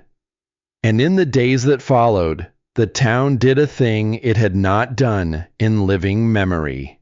It talked, not in whispers behind closed doors, not in the careful spaces between words. It talked in the open, on the street, in the diner with the flickering sign, in the little store where Ruth Calloway kept a board hidden beneath her floor. People who had owed Drake a wage discovered they could find other work. People who had owed him a roof discovered the roof had been theirs all along. One by one, the things that had held the town's tongue for so long came loose and fell away and were gone. It turned out that silence, once it cracks all the way. Cora did not chase any of it. She let it come. She had learned, somewhere in those long years of waiting, that some things cannot be forced into the light. They have to be allowed into it.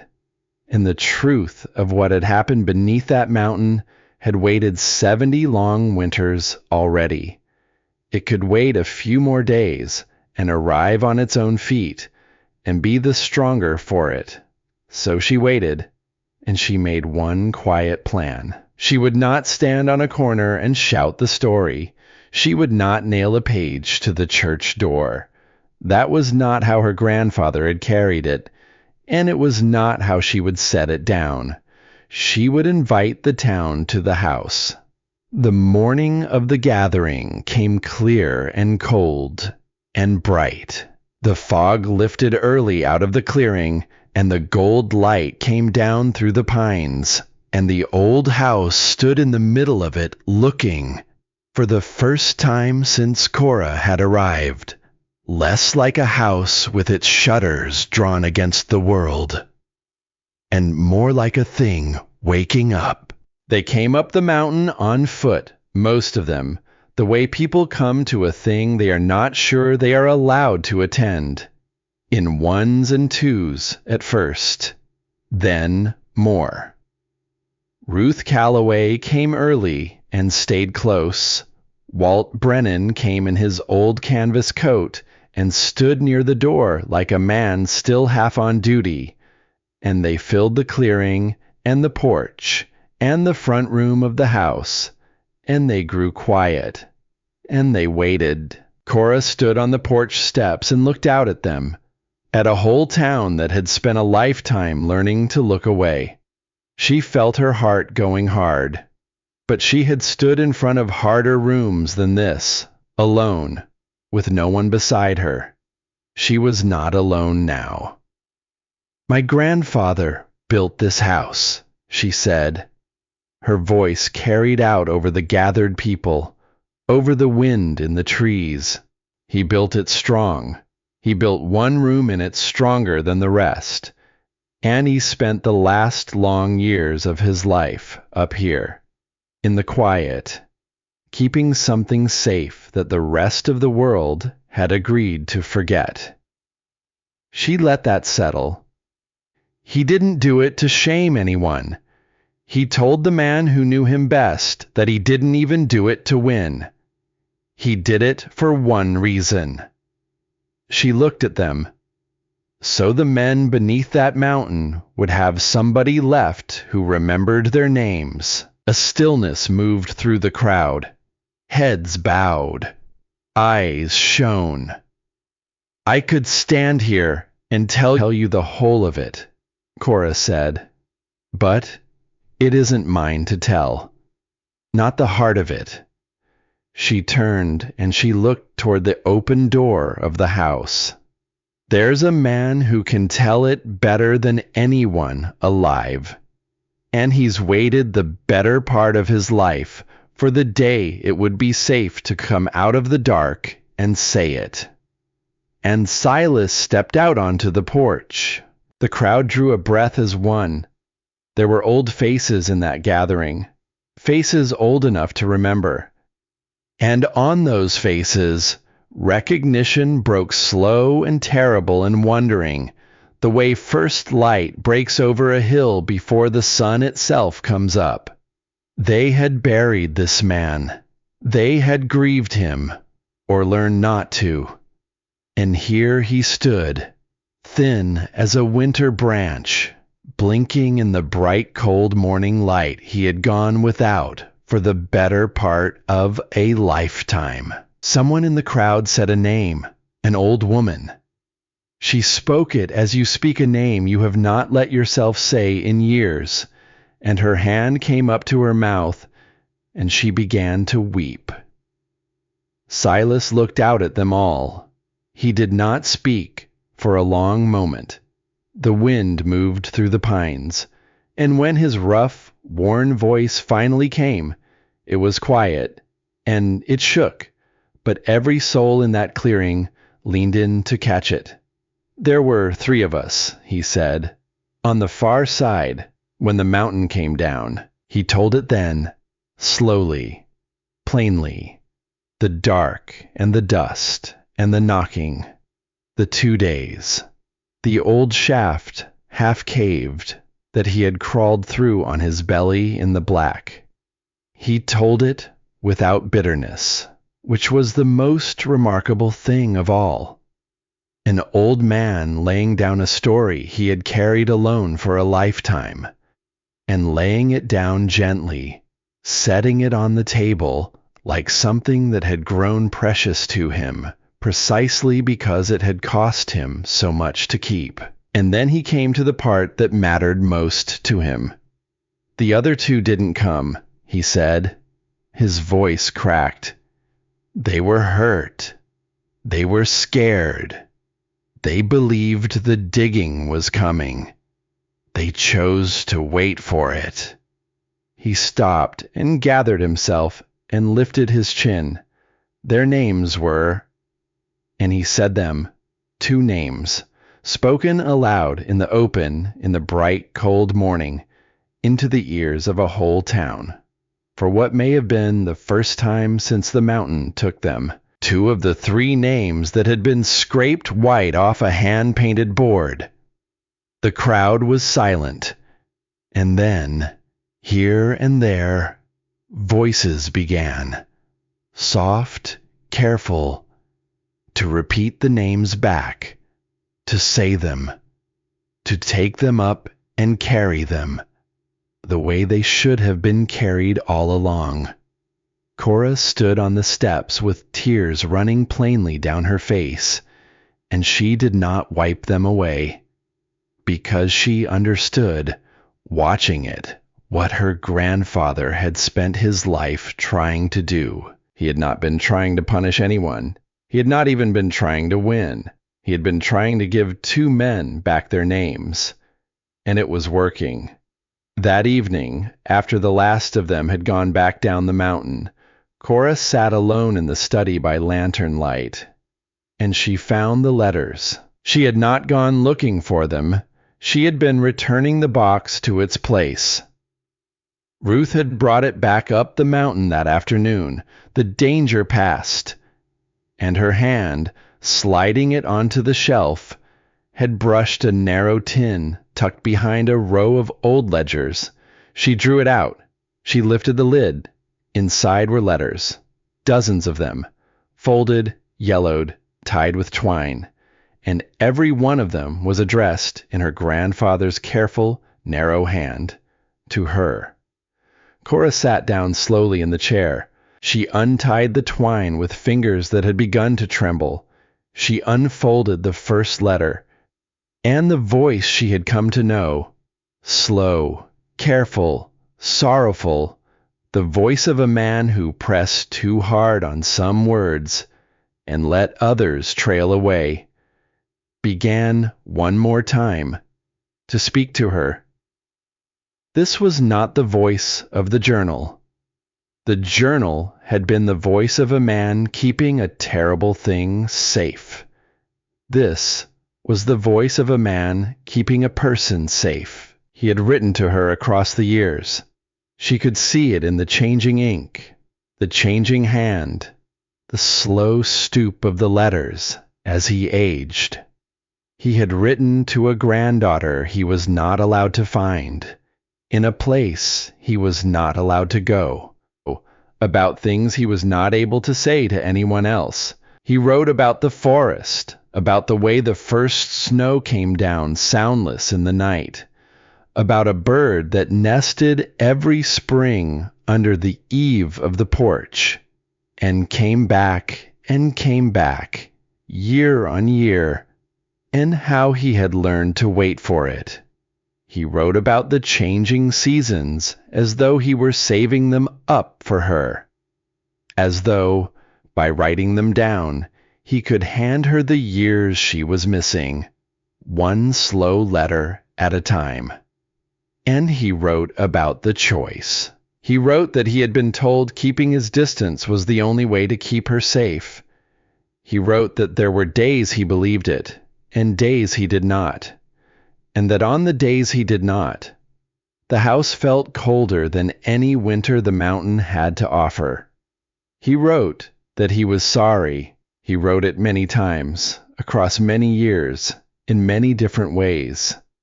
That he was sorry she had grown up among strangers. That he was sorry she had learned the word for being left behind before she had learned the truth of why. That he would have given the rest of his quiet life, and he did not think much of it was worth the giving, for one single afternoon of teaching her the names of the trees. Cora read until the lantern guttered low. Somewhere in the middle of it, the anger she had carried up that mountain, the old, cold anger of a girl who believed she had been thrown away, quietly let go of her. She felt it go. She did not chase after it. It had been a heavy thing to carry, and she was glad, in the end, to set it down. Because a man does not write 100 letters to a child he threw away. A man writes 100 letters to a child he loved and could not reach. She came to the last letter near the bottom of the tin.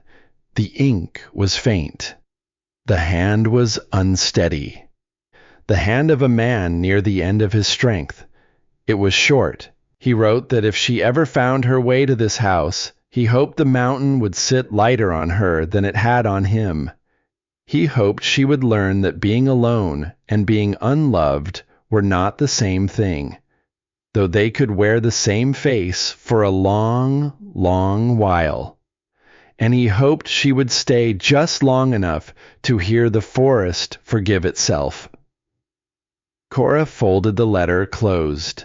She sat a long time in the dark, and then she rose, and she opened the study window, and she let the cold mountain air come pouring into the room, sweet with pine and night and rain-washed earth. She stood there breathing it, and she understood that she was not going to leave this place. There had been no life waiting for her elsewhere, no family, no history, no room in all the world that remembered her face, and somehow, impossibly, this forgotten house in the trees, built by a man she had never met, kept warm by a man who had crawled out of a mountain, had become the first place that ever had. She was home. The word settled into her, quiet and sure, not dramatic, not sudden, just true. There was one thing left for her to do, and she knew, the moment she thought of it, that it was the right thing, the thing her grandfather would have done if his old hands had held out long enough to do it. The painted board, it hung in the study still, where she had returned it after the night in the clearing, 9 names painted clean and white, and below them 3 rough patches of bare wood, where 3 names had been scraped away by a hand that wanted them erased, and pressed back in by a hand that would not let them go. Cora found paint in the shed behind the house. White, a dried brush she softened in oil. She set the board flat on the desk in the morning light, and she leaned in close, and she tilted it as she had that first day, so the raking light caught the faint ghosts in the bare wood. The names were still there, pressed faint into the grain, worn down by scraping, but never quite gone, because her grandfather had marked them again and again and again in pencil, refusing the silence one stubborn stroke at a time. She read them. 2 of them she knew now, from Silas, spoken aloud in the clearing. The third, Silas had given her in private the night before. The name of the friend he had crawled away from, the one whose choice to wait had cost him his life. Silas had wept saying it. He had carried that name heaviest of all. Cora dipped the brush, and slowly, carefully, with a steady hand, she began to paint the 3 names back. She did not rush it. She made each letter clean and clear and white, matching the 9 above. She painted them so that no one tilting the board in the light, no one squinting and guessing, would ever have to wonder again. She painted them so they would simply be there, in the open, plain as the rest. 12 names. When she finished, she sat back and she looked at it. 12 names, painted clean and white on dark wood. No 9. No 3 scraped away into ghosts. No number that anyone had to argue with or apologize for, or carry like a stone. Just 12 men who had walked into a mountain one autumn, and the names by which the world had once known them, set down at last where they belonged. It was the simplest thing, and it was the whole of what her grandfather had fought a lifetime to do. She hung the board not in the study, where it had hidden so long. She hung it in the front room, by the door, where the morning light would fall on it, and where anyone who stepped into that house would have to read those 12 names before they had taken 3 steps inside, so that no one who entered could forget. Do not forget. She understood the carved words now, all the way down. They had never been a command, and never quite a plea. They had been a promise. A promise one old man had made to 12 others, in the dark, alone, and kept until the day he died. And now the promise belonged to her. She found she did not mind the weight of it at all. The seasons turned.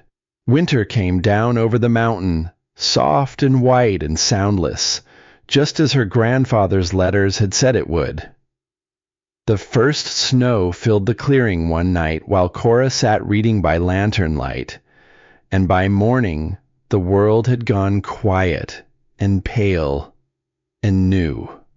She did not pass that winter alone. Ruth Calloway came up most weeks, with bread and a jar of something dark and homemade, and stayed to talk by the fire until the light failed.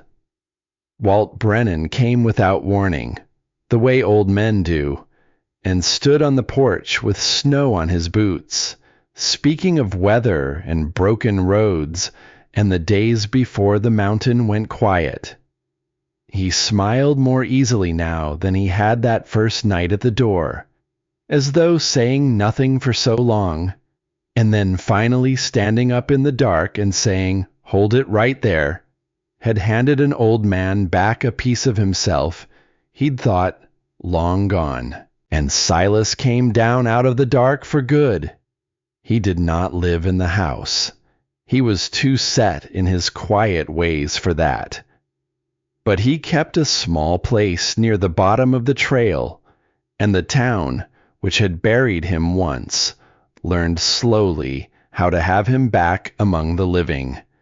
It was not easy for any of them.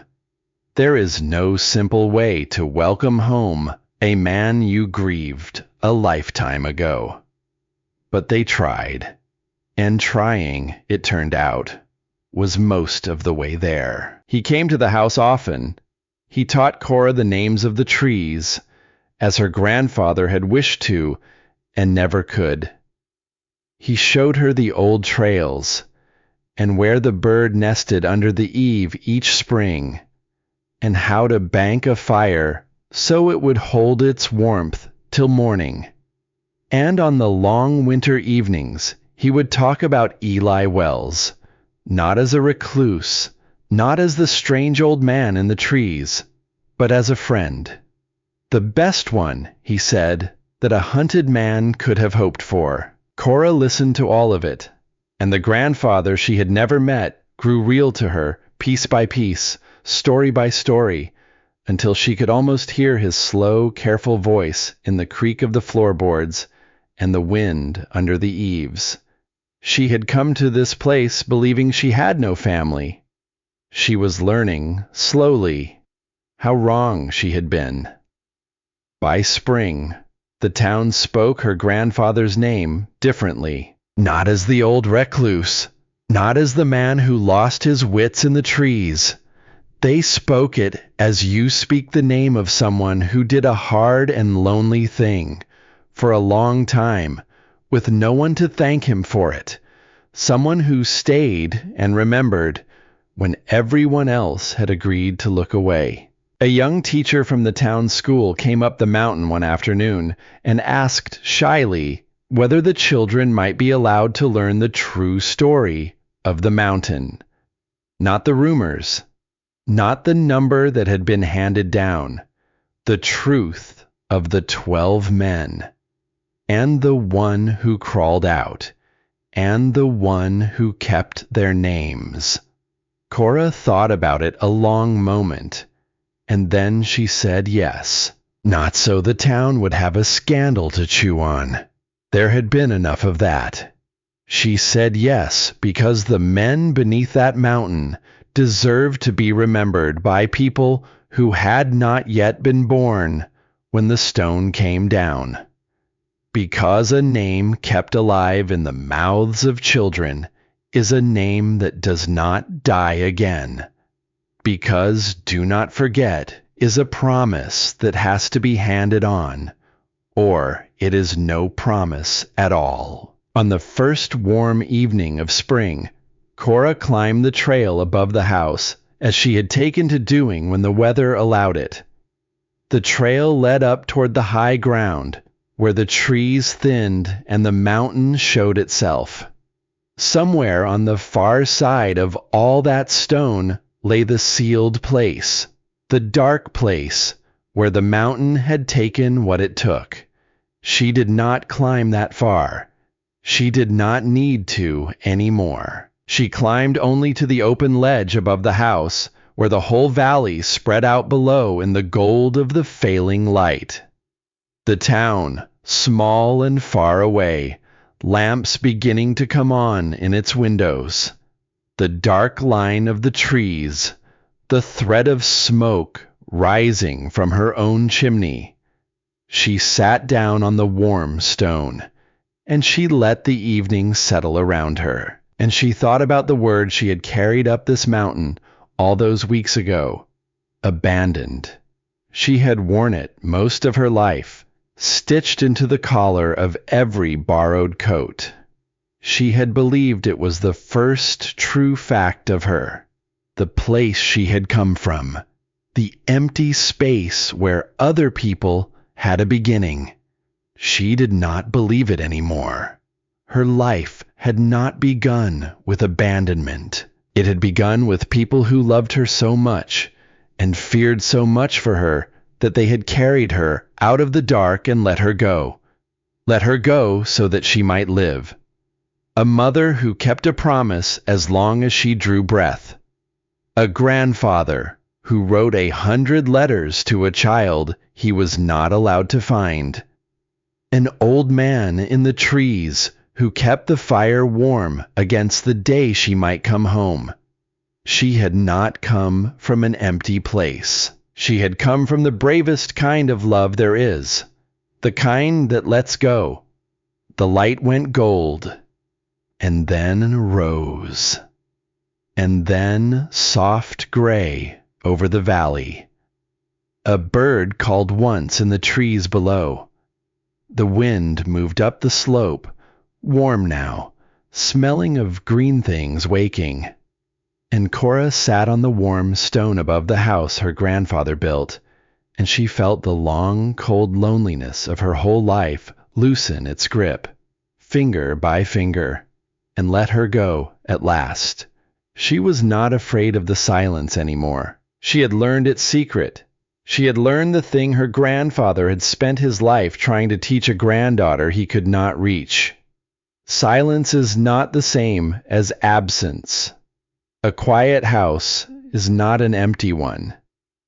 And the stillness that had frightened her so badly that first cold night, the stillness of a house holding its breath, had only ever been the patience of a place that was waiting for someone to come home and open the windows and let it breathe again. She went down the mountain in the last of the light, and she opened every window in the house, as she did each morning now, and the warm spring air came pouring through the rooms, stirring the dust, moving the curtains, carrying the smell of pine and earth and the coming green.